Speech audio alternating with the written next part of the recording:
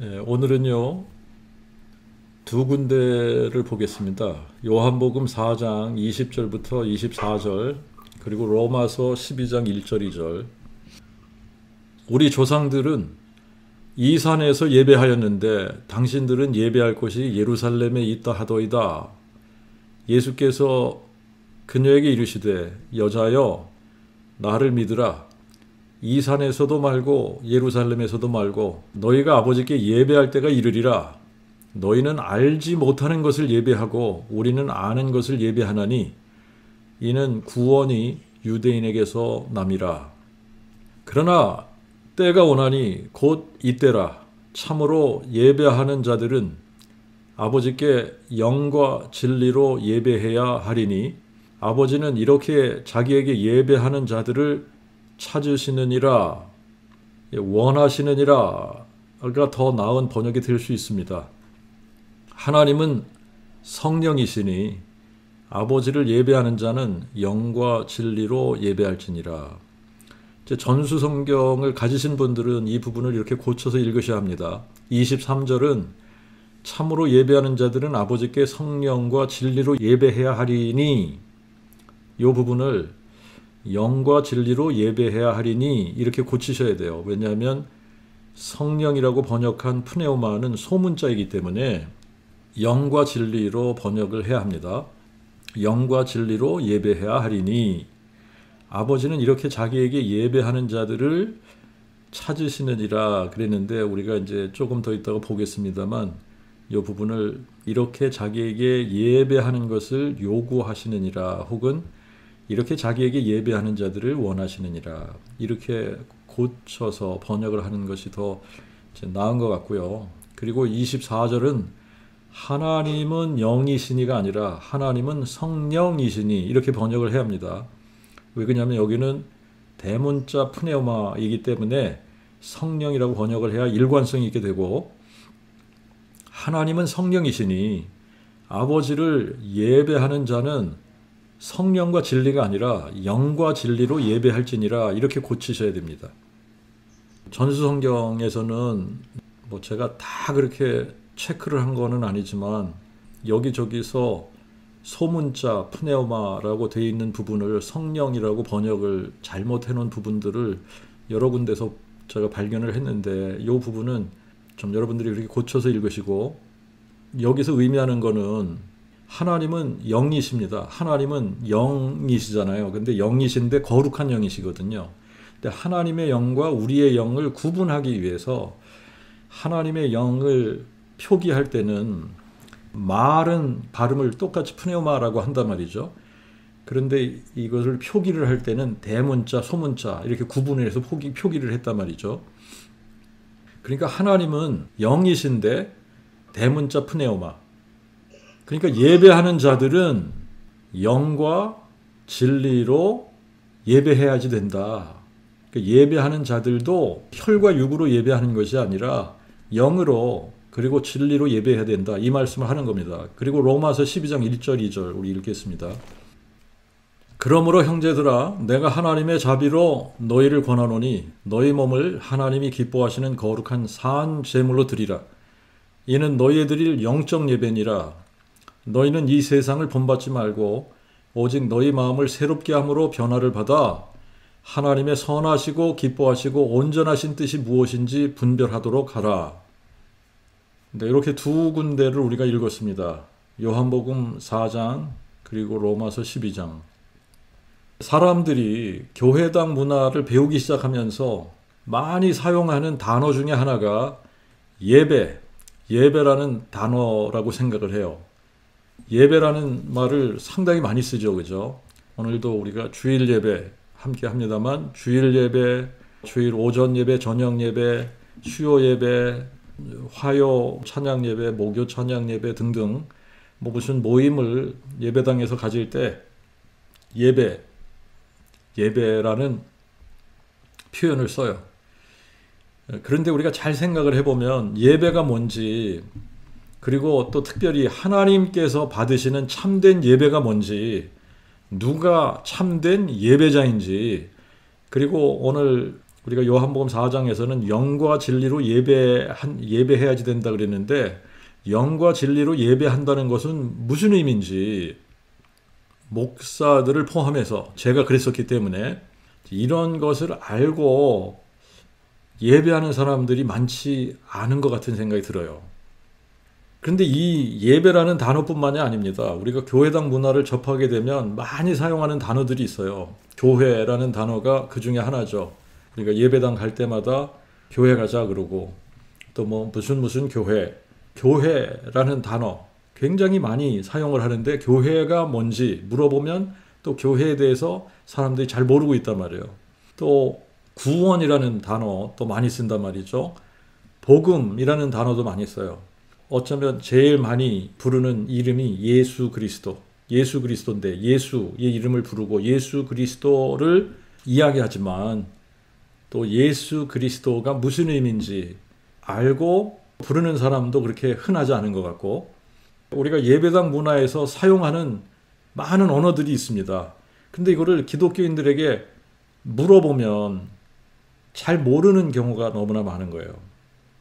예수 믿는다 그러는데 예수 믿는 게 뭘 믿는 건지 뭐 이것도 잘 모르면서 그냥 또 예배당 출석하는 사람들도 있을 거고 이제 이와 비슷하게 우리가 예배라고 하는 단어, 예배라는 말을 굉장히 많이 사용을 하는데 예배가 뭔지 잘 모르면서 예배드린다, 예배한다 뭐 이렇게 말을 하는 경우가 많이 있는 것 같아요.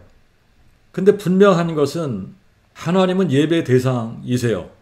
그렇기 때문에 우리가 하나님을 예배해야지 됩니다. 또 하나님께서도 어떤 예배자들을 원하시느냐면 참된 예배자들을 원하세요. 영과 진리로 예배하는 참된 예배자들을 하나님도 찾으시고 그런 사람들을 요구하시는 겁니다. 그런 사람들을 원하시는 거예요. 하나님 자신이 푸네오마, 영이세요. 그렇기 때문에 예배하는 자들은 영과 진리로 예배해야 한다라는 거예요. 그러면 우리가 어떻게 하는 것이 하나님께서 받으시는 참된 예배인지 알고 예배를 드려야 될 거 아니냐라고 하는 거죠. 근데 우리가 신구약 성경을 읽어보면 예배라는 단어를 써서 번역한 그 예배라는 단어가 많이 쓰일 것 같은데 예배라는 단어가 성경에 많이 쓰이질 않아서요. 전수 성경에만 그렇게 번역을 했는지 모르겠는데 똑같은 단어를 예배보다는 주로 경배라고 많이 번역을 했습니다. 신약에 와서 우리가 전수 성경에 예배라고 번역이 된 곳을 찾아보면 예배라고 번역한 데가 15군데 있어요. 그런데 오늘 요한복음 4장 20절에서 24절에 예배라는 단어가 무려 10번이나 나옵니다. 10번이나 나와요. 자, 그러니까 이 요한복음 4장이 예배에 대해서 굉장히 중요한 것을 가르쳐주는 본문인 거죠. 그죠? 그리고 로마서 12장 1절에 보니까 영적 예배가 무엇인지를 또 우리에게 가르쳐주고 있어요. 그죠? 그런데 로마서 9장 4절하고 로마서 12장 1절에는 헬라어로 라트레야라는 단어가 쓰여졌습니다. 그리고 다른 곳에는 전부 다 프로스쿠네오라는 단어가 쓰여졌어요. 프레스쿠네오라고 하는 이 단어는 어떤 의미가 있느냐면 입맞추다, 키스하다. 우리가 지난주 시편 2편에 이 아들에게 입맞추라, 키스하라. 이게 이제 개가 주인의 손을 이렇게 핥는 그런 데서 유래가 됐다고 그래요. 그런데 아첨하다, 굽실굽실거리다, 경의의 표시로 부복하다, 뭐 예배드리다 이런 의미가 있다라고 하는 거예요. 그리고 이제 라트레야라고 하는 이 단어는 영어로는 서비스, 섬김, 섬기다, 섬기는 이라는 의미로 번역을 했어요. 그래서 service render for hire, 고용해서 봉사일을 하게 하는 거. 그 다음에 the service and worship of God according to the requirements of the Levitical law. 이제 이거는 레위기 율법을 따라 하나님을 섬기고 예배하는 거. 그 다음에 to perform sacred services, 신성한 봉사일을 행하는 거, 이런 식으로 이런 의미가 있다. 그런데 이제 예배라고 번역을 한 원어를 살펴보면 이런 의미가 있어요. 근데 거의 대부분은 프로스쿠네아라고 하는 이 단어를 쓰는데, 페르시아 쪽에서는 이거를 어떤 식으로 썼느냐 하면, 무릎을 꿇고 이마를 땅에다가 대면서 엎드려서 경의를 표하는 그런 거를 프로스쿠네아라고 한단 말이죠. 그러니까 하나님께 예배하는 어떤 그런 행위, 자세, 뭐 이런 것들을 이제 의미하는 거죠. 자, 그러면 이제 우리가 여기서 질문을 해봐야지 되는 것이 뭐냐면요. 우리가 이왕에 하나님을 예배하려면 어차피 우리가 하나님을 예배하려고 모인단 말이에요. 하나님께 예배를 드리기 위해서 모인단 말이죠. 그러면 하나님께서 받으시는 예배를 드려야지 되는 거 아니냐. 하나님께서 받으시는 예배를 드려야 되는데, 그러면 하나님께서 받으시는 예배란 어떤 것이냐 하는 질문을 해야지 되는 거예요. 어떤 사람들이 하나님께서 찾으시는 참된 예배자들이냐, 이 질문을 해봐야 된다는 거죠. 참된 예배, 하나님께서 요구하시는 영과 진리로 드리는 참된 예배란 것이 도대체 무엇이냐, 이 질문을 해봐야지 되는 거예요. 근데 보통 기독교인들의 개념 속에 예배 그러면 정해진 시간에 예배당에 가서 다른 기독교인들하고 같이 예배 인도하는 목사의 인도함에 따라 찬송도 부르고 기도도 하고 설교를 듣고 헌금하고 또 목사의 축도로 마치는 그런 것을 예배라고 생각을 한단 말이죠. 그러면 이제 우리가 질문해 봐야 되는 게, 정말 그게 예배일까? 정말 그게 영과 진리로 드리는 참된 예배일까? 이런 걸 생각을 해봐야 되는 거예요. 이런 질문을 해봐야 되는 겁니다. 영과 진리로 드리는 참된 예배, 하나님께서 요구하시고 원하시는 영과 진리로 드리는 참된 예배는 어떤 거냐 도대체. 로마서 12장 그리고 요한복음 4장을 통해서 우리가 보면은 영과 진리로 드리는 참된 예배는 사람들이 생각하는 것처럼 어떤 특별한 장소에 모여서 무엇을 하는 것이 아니다라고 하는 거예요. 물론 우리가 예배당에 모인다든지 어떤 한 장소에 모여서 찬송을 부르고 설교를 듣고 교제를 하고 뭐 이렇게 하는 거 중요하죠. 이거를 다 무시하는 게 아닙니다. 자, 그런데 영과 진리로 드리는 참된 예배라고 하는 것은 꼭 어떤 특별한 장소, 지정된 장소에서 모여서 무엇을 하는 것이 아니다라고 하는 거예요. 꼭 예배당에 모여서 찬송을 부르고 예배당에 모여서 설교를 듣고 또 예배당에 모여서 봉사일을 하고 또 예배당에 모여서 부르짖으면서 기도를 하고 그런 것이 아니다라고 하는 거예요. 구약에서는 하나님을 예배하는 방법이 하나님께 희생 제사를 드리는 것으로 표현이 됐기 때문에, 그리고 구약을 우리가 읽어보면 어떻게 제사를 드려야 하는지에 대해서 아주 구체적으로 아주 상세하게 기록을 해주셨잖아요. 그렇기 때문에 이제 구약에서는 헷갈릴 이유가 하나도 없습니다. 너무나 상세하게 제사의 종류도 또 제물을 드릴 때도 어떤 제물로 드려야 되는지, 희생의 제사를 드릴 때는 어디에서 드려야지 되고, 제사를 드리는 사람이 뭐를 어떻게 해야지 되고, 제사장은 또 어떻게 해야 되고, 이런 게 너무나 정확하게 기록이 되어져 있기 때문에 헷갈릴 게 하나도 없어요. 그런데 신약에 와서 짐승을 잡아서 희생을 드리는 제사 제도가 폐지됐잖아요. 예루살렘 성전도 없어졌잖아요. 지금 성전이 없지 않습니까? 그러니까 아론의 제사장들도 필요가 없어진 거예요. 그러니까 또 따라서 제물로 제사를 드리는 것 자체가 없어진 겁니다. 그런데 예수님 당시만 하더라도 예루살렘에 성전이 있었단 말이죠. 그러니까 사람들이 짐승을 잡아 희생의 제사를 드리는 제사를 그때 예수님 당시에도 드렸단 말이에요. 그래서 절기를 지키기 위해서 사람들이 성전에 오기도 하고 제사를 드리기 위해서 성전에 와야 했단 말이죠. 그런데 제사라고 하는 것은 모형이었어요. 모형이었는데 모형이 포인팅을 하던 가리키던 실체가 오셨는데도 불구하고 사람들이 그 실체를 알아보지 못한 겁니다. 근데 사람들이 알아보지 못했던 것이 당연한 거라 그랬잖아요. 만약에 알아봤더라면 예수님을 십자가에 못 박지 않았을 것이기 때문에 고린도전서 2장 8절 말씀처럼 만일 이 세대의 관원이 알았다면 영광의 주님을 십자가에 못 박지 아니하였으리라. 예수님이 누구신 줄 알아보았다면 예수님을 십자가에 못 박지 않았을 것이고, 그렇게 되면 하나님이 사람 되셔서 하시려고 했던 완전한 속죄 제사를 단번에 드리시는 일을 못 하시게 되는 겁니다. 그러면 우리의 죄가 영원히 그대로 있잖아요. 우리의 죄의 문제가 영원히 해결받지 못하게 되면 이건 아주 심각한 문제입니다. 그렇기 때문에 여호와 하나님께서 이사야에게 특별한 사명을 주셨던 거죠. 너는 가서 이 백성들에게 말하기를 너희가 듣기는 들어도 깨닫지 못할 것이요 보기는 보아도 알지 못하리라. 하나님께서 이스라엘 백성들이 절대 깨닫지 못하고 알아보지 못하게 그렇게 하시기 위해서 이스라엘 백성들로 하여금 듣기는 들어도 깨닫지 못하고 보기는 보아도 알지 못하게 그렇게 하신 거예요.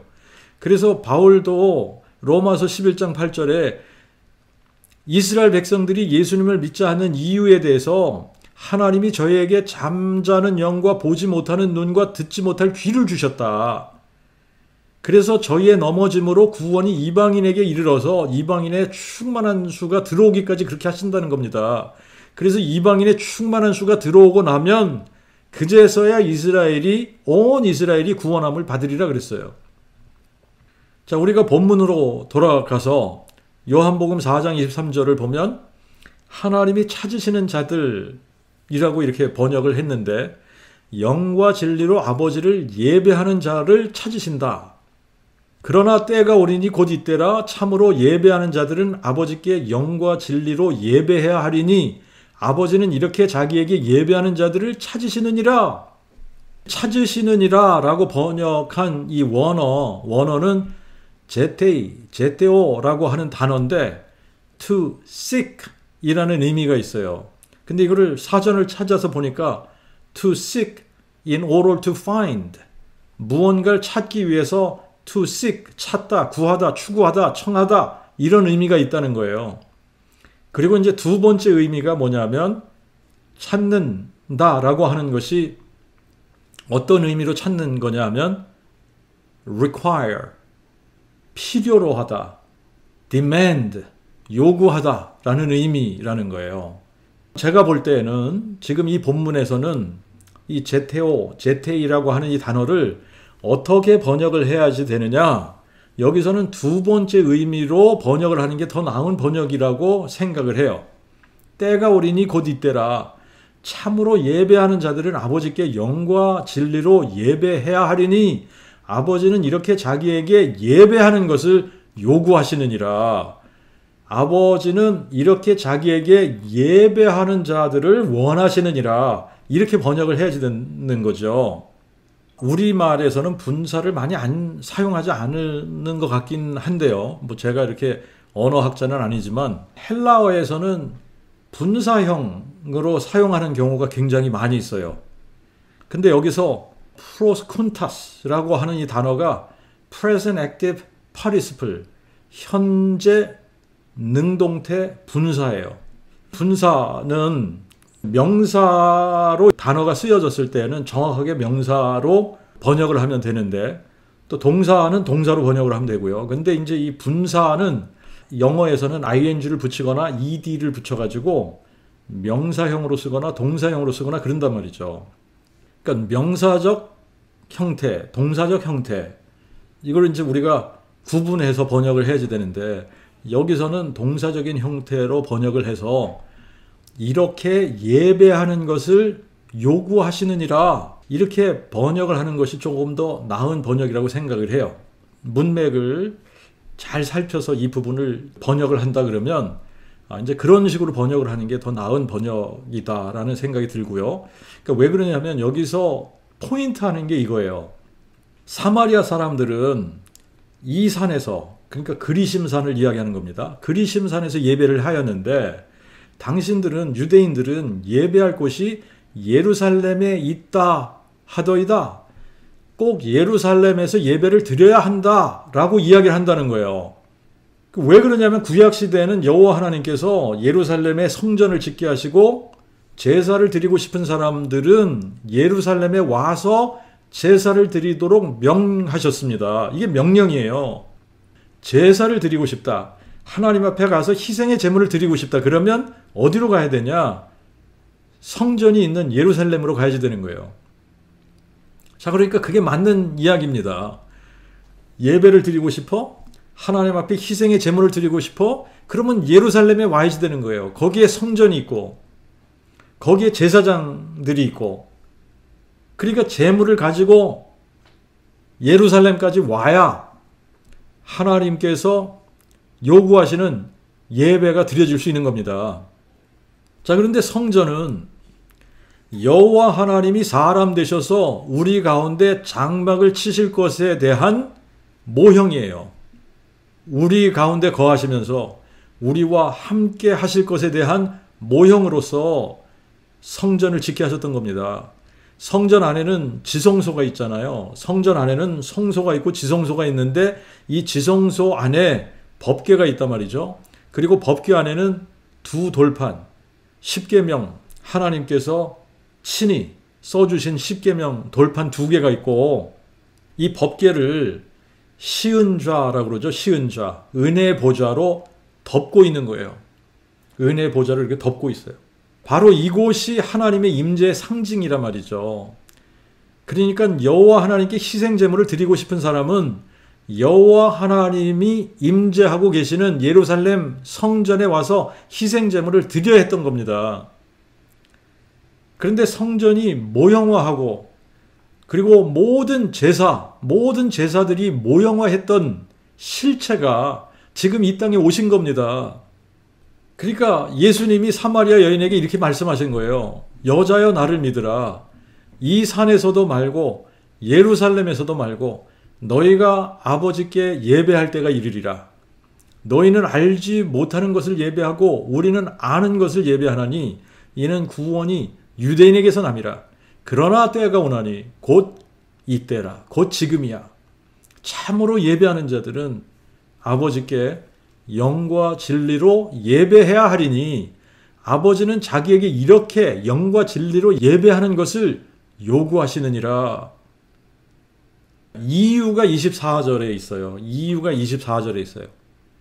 왜 그러냐면 프네우마 호테오스, 하나님은 영이시기 때문에. 그런데 여기서 영이라고 번역한 이 헬라어가 대문자 프네우마니까 하나님은 성령이시다 이렇게 번역을 해야 되는 거예요. 하나님은 성령이시니까, 하나님은 거룩한 영이시니까 그분을 예배하는 자들은 엔 프네오마티 카이 알레테야, 영과 진리로 네이 프로스쿠네인, 그렇게 꼭 예배해야 할지니라. must worship, 꼭 그렇게 예배해야 된다는 거예요. 어떻게? 엔 프네오마티 카이 알레테야, 영과 진리로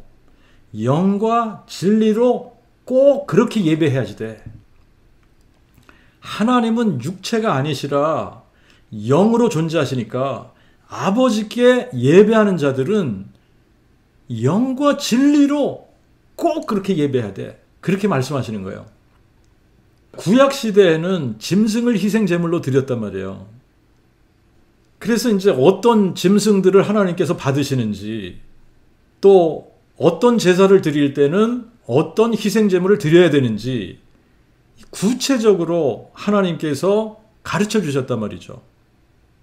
그런데 이제는 굉장히 애매해진 거예요. 영과 진리로 예배하라는 말씀이 구체적으로 뭘 어떻게 하라는 말씀인지 설명이 없으니까, 그러니까 모두들 자기 나름대로의 해석을 내놓는 겁니다.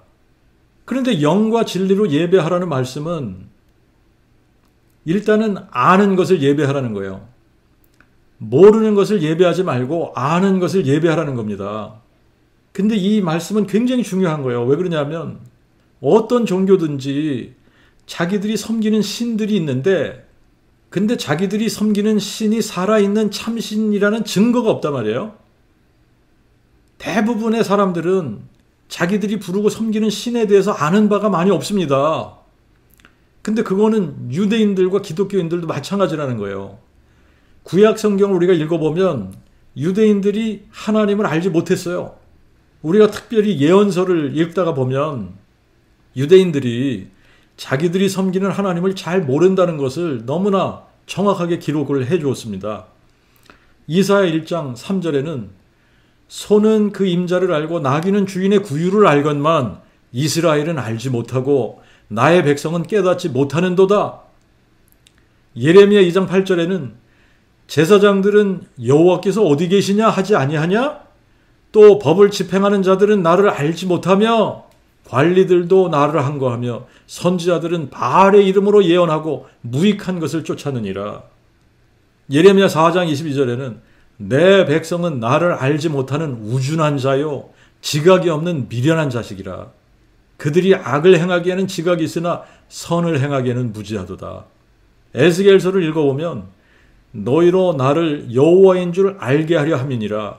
너희가 나를 여호와인 줄 알리라. 그들이 나를 여호와인 줄 알리라. 그들이 나를 대주제 여호와인 줄 알리라. 이런 표현이 60번이 넘게 60회가 넘게 나와요. 왜 이런 표현을 이렇게 많이 하시는 걸까? 그들이 여호와를 안다면 이런 표현을 하실 필요가 없죠. 그들이 자기들이 섬기는 그들의 하나님 여호와를 모르기 때문에 너희가 나를 여호와인 줄 알리라. 이런 표현을 하시는 거예요. 호세아 4장 1절에 가서 보면 이스라엘 자손들아 여호와의 말씀을 들으라. 여호와께서 이 땅 거민과 쟁론하시나니 이 땅에는 진실도 없고 인애도 없고 하나님을 아는 지식도 없고 4장 6절에는 내 백성이 지식이 없어 망하는도다 그랬는데 무슨 지식을 말하는 겁니까? 하나님을 아는 지식이 없어서 망한다는 거예요. 5장 4절에는 저희의 행위가 저희로 자기 하나님에게 돌아가지 못하게 하나니 이는 음란한 마음이 그들 속에 있어서 여호와를 알지 못하는 까닭이라. 그래서 6장 3절에 그러므로 우리가 여호와를 알자 힘써서 여호와를 알자 그러는 거예요. 그리고 6장 6절에서는 나는 인애를 원하고 제사를 원치 아니하며 태움제보다 하나님 아는 것을 원하노라 그러신 거예요. 요엘서 읽어봐도 아모스를 읽어봐도 미가서를 읽어봐도 예언서 전체를 여러분들이 읽어봐도 그리고 구약성경 전체를 읽어봐도 이스라엘은 자기들의 하나님을 알지 못했습니다. 알지 못했는데 제사는 열심히 드린 거예요. 그래서 이사야 1장 11절 이하에 보면 여호와께서 말씀하시되 너희의 무수한 재물이 내게 무엇이 유익하냐? 나는 수장의 태움제와 살찐 짐승의 기름에 배불렀고 나는 수송아지나 어린 양이나 수염소의 피를 기뻐하지 아니하노라. 너희가 내 앞에 보이러 오니 누가 그것을 너희에게 요구하였느냐? 내 마당만 밟을 뿐이니라. 헛된 예물을 다시 가져오지 말라. 성녀와 아울러 악을 행하는 것을 내가 견디지 못하겠노라. 그래서 말라기 1장 10절에 가서 보면요. 너희가 내 단 위에 헛되이 불사르지 못하게 하도록 너희 중에 성전 문을 닫을 자가 있었으면 좋겠도다. 내가 너희를 기뻐하지 아니하며 나 만군의 여호와가 이르노니 너희 손으로 드리는 것을 받지도 아니하리라. 그러니까 이스라엘 민족들이 여호와 하나님께 제사를 드리겠다고 희생의 제물을 가지고 성전을 찾아왔지만 하나님께서 안 받으시겠다는 거예요. 바울은 로마서 10장 2절에 이렇게 기록을 했습니다. 저희가 하나님께 열심은 있으나 저희가 누구냐면 이스라엘을 얘기하는 겁니다. 이스라엘 백성들을 얘기하는 거예요. 이스라엘 백성들이 하나님께 열심은 있으나 지식을 쫓은 것이 아니니. 유대인들이 하나님께 얼마나 열심히 있습니까? 근데 지식을 쫓은 것이 아니라는 거예요. 하나님을 아는 지식이 없으면서 하나님께 열심히 있다는 거예요. 그래서 하나님의 의의를 모르고 자신의 의의를 세우려 함으로 하나님의 의의를 순종치 아니한 것이다. 사마리아 사람들이 모르는 것을 예배하는 것처럼 모든 종교인들은 자기들이 모르는 것을 예배하고 있는 거예요. 이 세상 거의 모든 사람들이 알지 못하는 것을 예배하고 있습니다. 불교를 믿는 사람들, 알지 못하는 것을 예배하고 있어요. 힌두교인들, 알지 못하는 것을 예배하고 있는 거예요. 이슬람 교도들, 알지 못하는 것을 예배합니다. 미신 숭배하는 사람들, 알지 못하는 것을 예배하는 거예요. 유대교인들도 여호와를 찾고 부르는데 그분이 사람 되신 거 인정하지 않죠? 믿지도 않잖아요. 그러니까 그들도 알지 못하는 것을 예배하고 있는 거예요. 그러면 기독교인들은 아는 것을 예배하나요? 아니라고 생각합니다. 지금도 교회들을 보면 바울이 로마서 10장 2절 3절에 기록한 말씀이 꼭 지금의 교회들에게, 기독교인들에게 하시는 말씀이라는 생각이 드는 거예요. 물론 우리가 교회 안에 보면 종교적인 열심도 없이 예배당만 왔다 갔다 하는 사람들도 많이 있습니다. 그런데 일부 기독교인들을 보면 얼마나 종교적으로 열심히 있는지 몰라요. 새벽 예배 얼마나 열심히 합니까? 기도 모임 얼마나 열정적으로 합니까? 기도원마다 가보면 사람들이 소리 지르면서 기도하잖아요. 얼마나 모이기를 힘쓰는지. 교회를 위하는 것이다 그러면 팔 벗고 열심히 봉사하는 그런 사람들.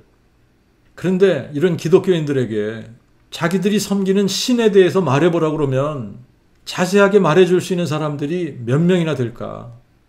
그러니까 대부분의 기독교인들은요, 하나님께 열심은 있는데 지식을 쫓은 것이 아닙니다. 자기들도 잘 모르는 신을 예배한다고 열심을 내는 거예요. 저는 신학을 하고 목사 안수를 받고 사역을 했습니다만 처음 20년 동안 그 복음을 몰랐기 때문에, 근데 그 복음을 몰랐다는 이야기는요, 예수님이 누군지 몰랐다는 이야기예요. 예수님이 누군지 몰랐다는 이야기는 하나님을 몰랐다는 이야기입니다. 예수님을 제가 누구로 알았느냐? 삼위일체 하나님 중에 제2위의 하나님, 성자 하나님, the second person in the Trinity. 그래서 제1위의 하나님, 성부 하나님을 우리가 God the Father라고 그러죠. God the Father. 성부 하나님께서 제2위의 하나님, God the Son, 성자 하나님을 보내주셔서 성자 하나님이 성부의 보냄을 받고 세상에 오셨다. 그렇게 알고 그렇게 믿었던 거예요. 그래서 성자 하나님은 십자가에 죽으시기까지 성부께 순종하셨다. 그렇게 믿었던 겁니다. 그래서 우리가 그렇게 믿었을 때는 하나님은 태초부터 성부, 성자, 성령 이렇게 세 분의 하나님이 하나의 신격을 가지고 존재하시는 성삼위일체 하나님이라고 믿었던 거예요. 그래서 우리는 성부, 성자, 성령 하나님을 예배한다고 믿었던 겁니다. 그리고 우리가 구원을 받는 유일한 길은 예수 그리스도의 십자가의 보혈의 공로를 의지해서 구원을 얻는다고 굳게 믿었죠. 그래서 열심히 복음을 제시할 때마다 십자가 중심의 복음을 전하면서 성부께서 성자를 보내셔서 성자 하나님이 우리 죄를 대신하여 십자가에서 대속의 죽음을 죽으셨다. 이거를 강조한 겁니다. 그런데 그 복음을 깨닫고 나니까 그동안 내가 알지 못하는 것을 예배했구나. 이걸 깨닫게 된 거예요. 모르면서 안다고 생각했구나. 믿는다고 착각했었구나. 구원의 확신이 있다고 생각을 했던 거, 이것도 착각이었구나. 근데 그 복음을 깨닫는 순간 지금 죽으면 나는 지옥이구나. 이거를 한순간에 알아버린 거예요. 모르는 것을 믿을 수 있나요? 모르는 것을 믿을 수 없습니다. 모르는 것을 예배하는 거, 이거는 따지고 보면 우상숭배를 하는 거예요. 그렇기 때문에 구원이 없는 겁니다. 천국을 경험할 수 없는 거예요. 하나님의 선물이 무엇인지, 예수님이 누구인지 알지 못하면 절대로 참된 예배자가 될 수 없는 겁니다. 영과 진리로 예배할 수 없는 거예요. 요한복음 3장에 니고데모에게 예수님께서 이렇게 말씀하셨어요. 사람이 위로부터 나지 아니하면 하나님 나라를 볼 수 없느니라. 그렇게 말씀하시면서 육으로 난 것은 육이요 영으로 난 것은 영이니 위로부터 나지 아니하면 육으로만 난 것이기 때문에 거듭남이 없는 상태인 겁니다. 거듭남이 없는 상태에서는 아는 것을 예배할 수 없는 거예요. 알지 못하는데 어떻게 진리로 예배할 수 있겠습니까? 다 거짓된 것을 예배하는 우상 숭배자들이 된 거예요. 그래서 참으로 예배하는 자들은 아버지께 영과 진리로 예배해야 하리니 하는 말씀과 하나님은 성령이시니 아버지를 예배하는 자는 영과 진리로 예배할지니라 라는 이 말씀은 아는 것을 예배하라는 말씀인데 하나님의 선물과 예수님이 누구인 줄 알고 예배하라는 거예요. 때가 오나니 곧 이때라. 때가 오나니 곧 이때라. 구약에서 하나님께서 계속 약속하신 것이 무엇입니까? 여호와 하나님이 사람 되실 것을 계속 약속하셨잖아요. 여호와 하나님이 처녀의 몸에 잉태되어 한 아기 한 아들로 주신받을 거다. 여호와 하나님이 아브라함의 씨로 오실 거다. 여호와 하나님이 다윗의 혈통으로 오실 거다. 그 약속이 바로 하나님의 그 아들에 관한 약속이란 말이죠. 그렇게 약속하셨는데 정말 여호와 하나님이 사람이 되어 오신 겁니다. 그래서 그 때가 오는데 곧 지금이 그때야. 때가 오나니 곧 지금이라는 거예요. 그때가 온 겁니다. 여호와 하나님이 사람 돼서 오신 거예요. 예수님이 바로 여호와 하나님이 사람 되어 오신 분이라는 겁니다. 그래서 내가 만일 하나님의 선물과 내게 물 좀 달라 하는 이가 누구인 줄 알았다면 내가 그에게 구하였을 것이요 그는 내게 생수를 주었으리라 하신 겁니다. 그래서 이제는 이 산에서도 말고 예루살렘에서도 말고 그렇게 말씀하신 거예요. 그 전에는 예루살렘에 가서 예배를 드렸어야 했어요. 거기에 모형이 있었으니까. 거기에 하나님이 사람 되셔서 우리와 함께 거하시면서 우리를 만나주시는 텐트 오브 미팅, 회막이라고 그러죠. 우리말로는 회막 이렇게 번역을 했습니다만 텐트 오브 미팅, 텐트 오브 미팅이 거기 있으니까 예루살렘에 가서 예배를 드렸어야 했던 겁니다. 그런데 이제는 실체가 오셨잖아요. 정말 하나님이 육신의 장막을 치시고 우리 가운데 오신 겁니다. 진짜 텐트가 여기 계시기 때문에 이제는 이 산에서도 말고 예루살렘에서도 말고 아버지께 예배할 때가 왔다는 거예요. 이제는 영과 진리로 예배해야 하는데 영과 진리로 예배한다는 것은 아는 것을 예배하는 거예요. 내가 누구를 예배하는지 알아야 한다는 것입니다. 예수님이 누군지 알아야 영과 진리로 예배가 되는 거예요. 예수님이 누군지를 알려면 그 복음을 깨달아야 하는 겁니다. 그 복음을 깨닫지 못하면 예수님이 누구인지 모르면서 예수의 이름을 부르고 하나님을 예배한다고 하게 되는 거예요. 그 복음을 깨닫고 나면 예수님을 상천하지에 홀로 한 분이신 여호와 하나님이 우리를 구원하시고 우리에게 영원한 생명, 부활 생명을 주시기 위해 친히 사람 되신 분이라는 것을 아는 거예요. 그리고 부활이라고 하는 이 확실한 증거를 가지고 예수님을 여호와 하나님으로 우리의 영존하신 아버지로 믿게 되는 겁니다. 그럴 때 우리가 영으로 다시 태어나는 거예요. 성령으로 거듭나게 되는 겁니다. 하나님께서 우리를 낳으시는 겁니다. 우리가 거듭날 때 하나님이 성령으로 우리 안에 오셔서 우리와 연합을 하시는 거예요. 그때부터 우리가 하나님을 영과 진리로 예배하는 참된 예배자가 되는 겁니다. 영과 진리로 예배하는 참된 예배자는 예수님의 모델을 그대로 따라하는 거예요. 예수님은 자기 자신의 몸이 성전이 되셨어요. 그러니까 예수님의 몸이 성전이었어요. 그리고 예수님 자신이 대제사장이셨습니다. 그리고 자신의 몸을 산 제물로 주셨어요. 그래서 하나님께서 받으시는 완전한 제사를 단번에 드리셨던 겁니다. 자, 우리가 그 복음을 깨달아서 마음에 믿게 되면 하나님께서 그 순간부터 우리 안에 성령으로 오시는 거예요. 그래서 성령이 우리 안에 오시니까 우리의 몸이 뭐가 되는 거냐? 성령의 전이 되는 거예요. 성령의 전, 이거를 성전이라고 이야기하는 겁니다. 하나님께서 우리의 몸을 성전으로 삼아주신 거예요. 성전 삼아주신 거예요. 그리고 우리를 왕 같은 제사장으로 삼으셨습니다. 그래서 우리 자신이 제사장이 되고 우리의 몸이 성전이 되고 우리의 몸을 산 제물로 드려서 하나님이 기뻐하시는 영적 예배, 영과 진리로 드리는 참된 예배를 드리게 하시는 거예요. 자, 우리의 몸이 성전되었다는 거, 이 부분을 우리가 한번 좀 살펴보겠습니다. 성전이라는 것은 하나님이 거하시는 집을 성전이라고 그러는 거예요.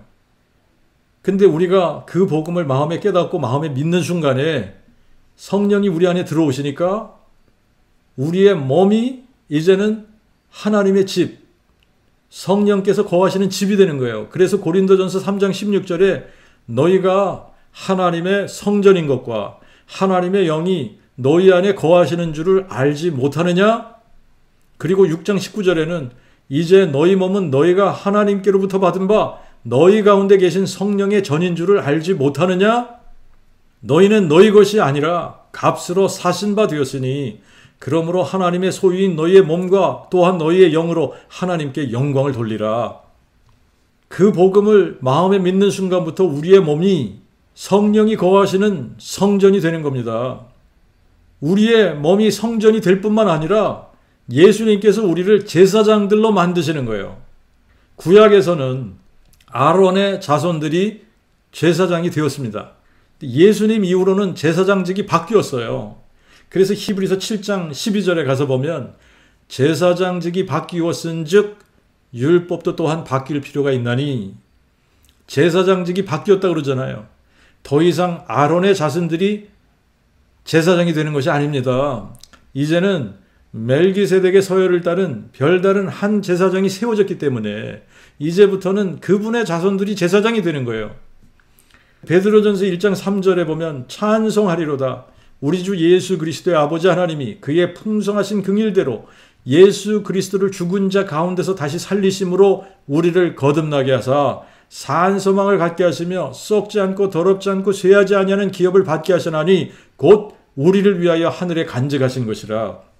요한복음 1장 12절에는 누구든지 그를 영접하는 자 곧 그의 이름을 믿는 자들에게는 하나님의 자녀가 되는 특권을 주셨으니 이는 혈통으로나 육신의 뜻으로나 사람의 뜻으로는 하지 아니하고 오직 하나님께로서 난 자들이니라. 예수 그리스도의 부활을 마음에 믿는 자들마다 하나님의 자녀로 거듭나게 되는 특권을 주시면서 하나님의 자녀로 거듭나게 되면 베드로전서 2장 9절 말씀과 같이 너희는 택하신 족속이요 왕같은 제사장들이요 거룩한 나라요 그의 소유된 백성이 되는 겁니다. 계시록 1장 5절 6절에 보면 우리를 사랑하시사 자신의 피로 우리를 우리의 죄에서 씻으시고 그의 아버지 하나님께 우리를 왕들과 제사장들로 삼으신 그리스도께 영광과 권세가 세세 무궁토로 있기를 원하노라. 그리고 계시록 5장 9절 10절에는 죽임을 당하사 각 족속과 방언과 백성과 나라 가운데서 자신의 피로 우리를 사서 하나님께 드리시고 우리로 우리 하나님께 왕들과 제사장으로 삼으셨으니 우리가 땅에서 다스리리로다. 우리가 그 복음, 다윗의 씨로 죽은 자 가운데서 부활하신 예수 그리스도를 마음에 믿는 순간 하나님께서 우리를 하나님의 자녀로 낳으시는 겁니다. 성령으로 거듭나게 하시는 거예요.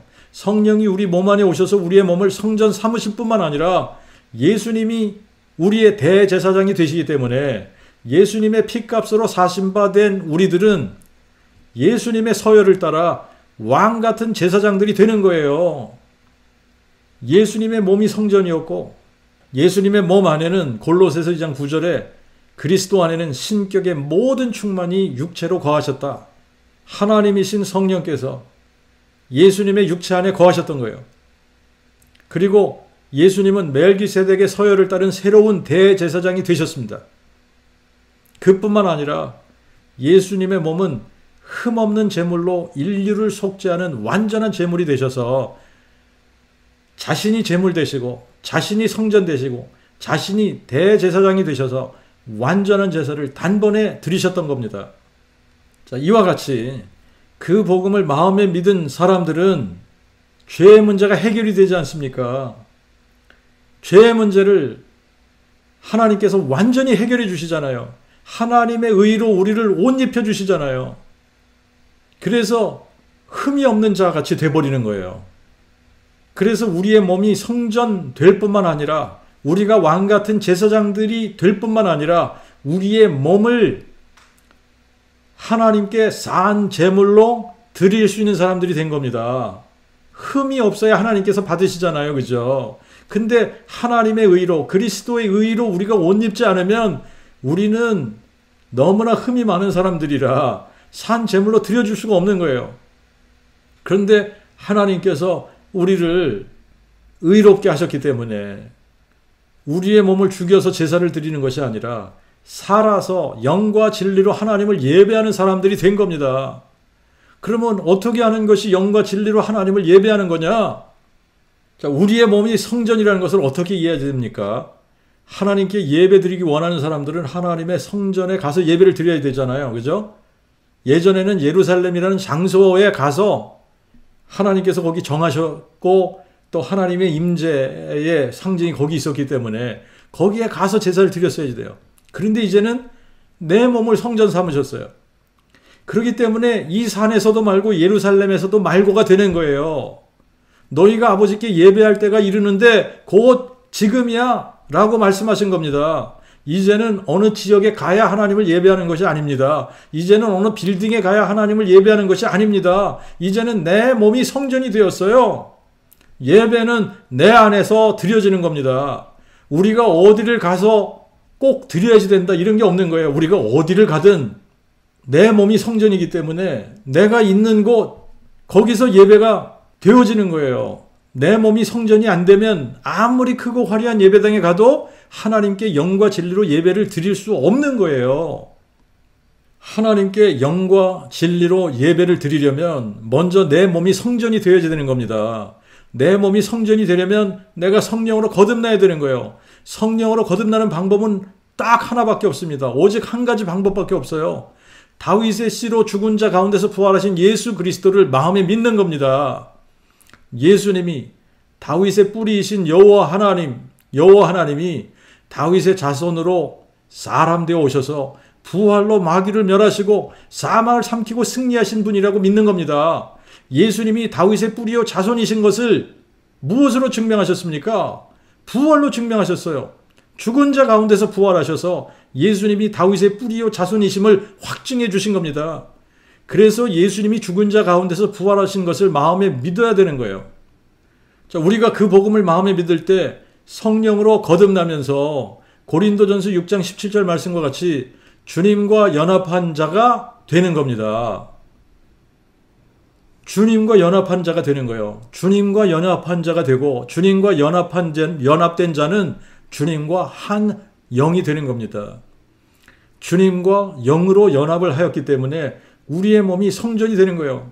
이제는 우리가 어떤 장소나 건물에서 하나님을 예배하는 것이 아니라 내 몸이 성전되었기 때문에 우리가 어디 있든지 어디서나 하나님께 예배를 드릴 수 있는 거예요.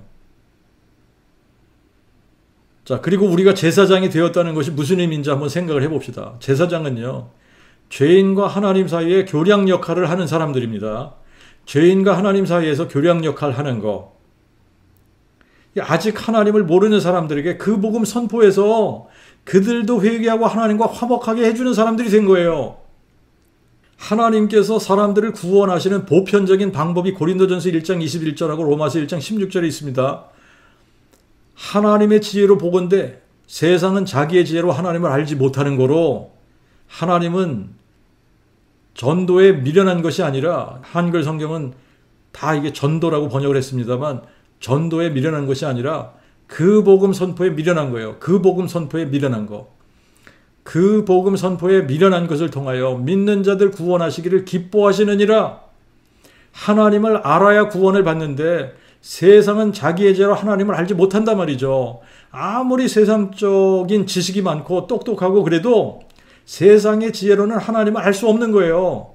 하나님을 알지 못하면 구원을 받지 못합니다. 이 영생은 유일하신 참 하나님과 아버지께서 보내신 자 예수 그리스도를 아는 것이니이다 그랬잖아요. 하나님을 알아야 유일하신 참 하나님을 알아야 구원을 받는 거예요. 근데 하나님을 알 수 있는 유일한 길은 하나님 자신이 하나님을 알 수 있도록 계시해 주신 그 복음밖에 없는 겁니다. 그래서 그 복음 선포에 미련한 것을 통하여 믿는 자들 구원하시기를 기뻐하신다고 한 거예요.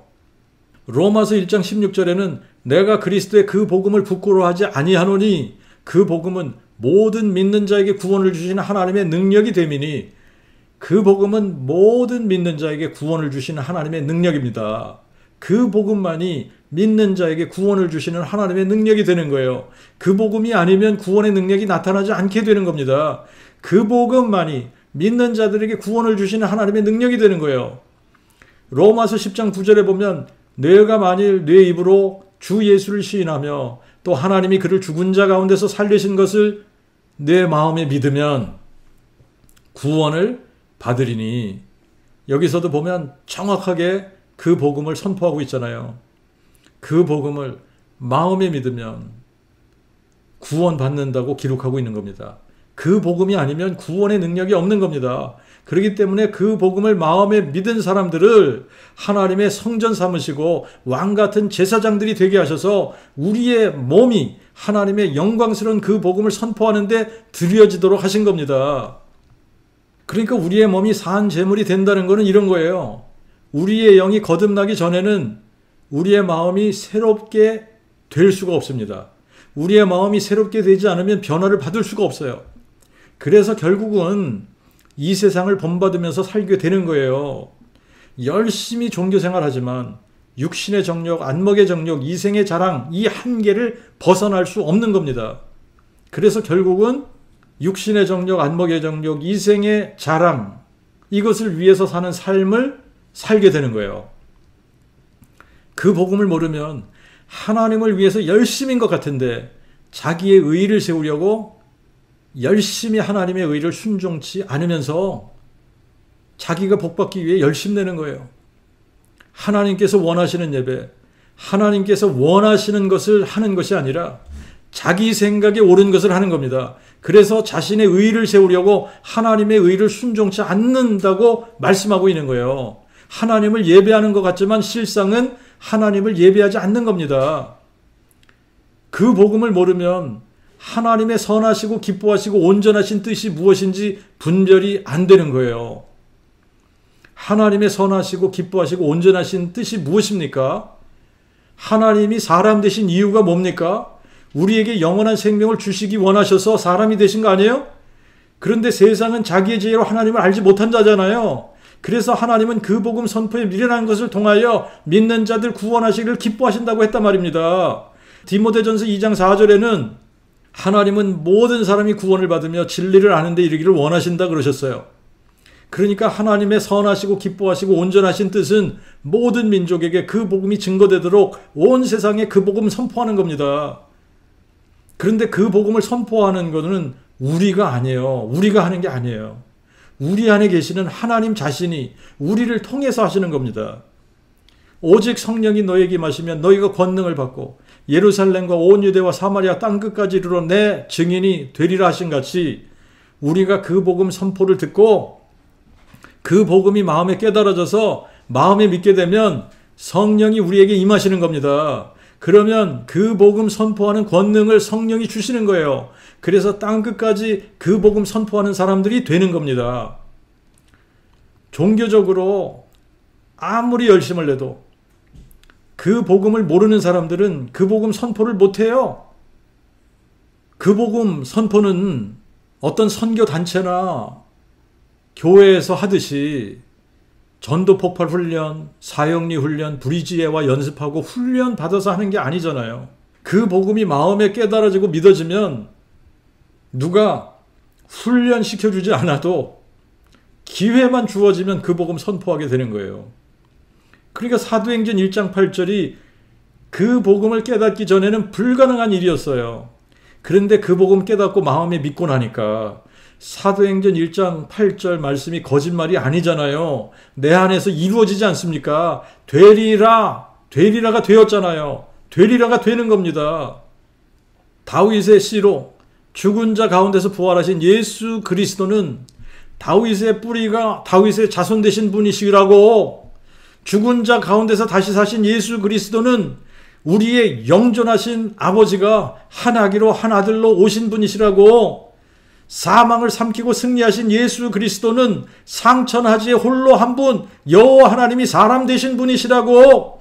예수 그리스도는 생명의 떡이시고 세상의 빛이시고 양의 문이시고 선한 목자이시고, 예수 그리스도는 부활이시고 생명이시고 길 되시고 진리이시고 처음과 나중이시고 시작과 끝이시고 알파와 오메가이시고 이제도 계시고 전에도 계셨고 장차 오실 자이시고 다윗의 뿌리요 다윗의 자손이시라고 끊임없이 선포하는 사람들이 되는 겁니다. 바로 이것이 영과 진리로 하나님을 예배하는 참된 예배인 것이고, 바로 이것이 우리의 드릴 영적 예배가 되는 겁니다. 기도하겠습니다.